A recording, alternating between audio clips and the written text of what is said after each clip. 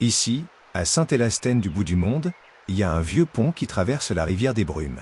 Pas un gros pont d'ingénieur, là.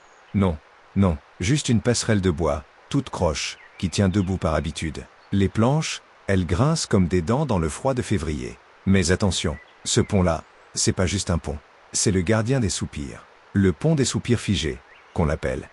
C'est une histoire de vieux, une légende qui s'est installée comme une babiche autour d'une botte d'hiver. On dit que si tu t'arrêtes au milieu du pont, juste là où le bois a pris l'habitude de se plaindre un peu plus fort, puis que tu lâches un soupir bien senti, le pont l'avale. Il l'attrape comme un pêcheur de perche chaude. Ton soupir reste pris là, figé dans les fibres du bois. Les bons soupirs y restent doux comme du miel.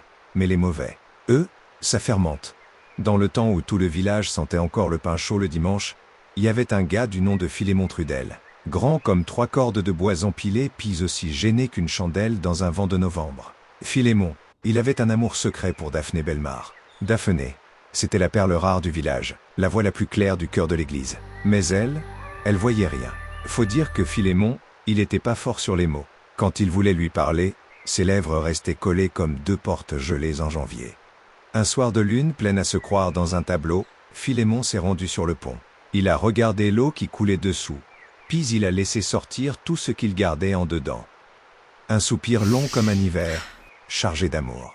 Si long que leur pont en a tremblé de toutes ses planches. Le temps a passé. Un matin où la rivière chantait encore les derniers airs de l'hiver, Daphné a traversé le pont. Elle s'en allait chercher du lait à la ferme, les pensées légères comme un duvet d'oisillon. Puis là, en plein milieu du pont, elle a entendu un drôle de son. Un soupir. Pas n'importe quel soupir. Un soupir qui parlait d'amour, d'un amour qui venait de loin, de profond. Ça lui a fait comme un frisson dans le cœur. Daphné, elle a souri. Et c'est là que son cœur a compris ce que ses yeux n'avaient pas vu. Philémon Trudel était fait pour elle. Ils se sont mariés au printemps, sous une pluie fine qui rendait tout le village un peu plus beau.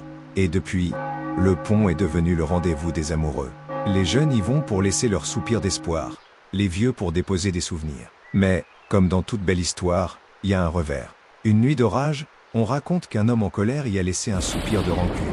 Depuis ce temps-là, les soirs de grand vent, le pont grince un peu plus fort, comme s'il voulait cracher ce qu'il a avalé de trop lourd. Aujourd'hui, le pont des soupirs figés est toujours là. Les planches sont fatiguées, un peu comme les anciens du village, mais elles tiennent bon, parce qu'on dirait que le bois, lui aussi, a son mot à dire. Puis qui sait, si tu passes dessus, peut-être que tu entendras un soupir, celui de quelqu'un qui t'attend.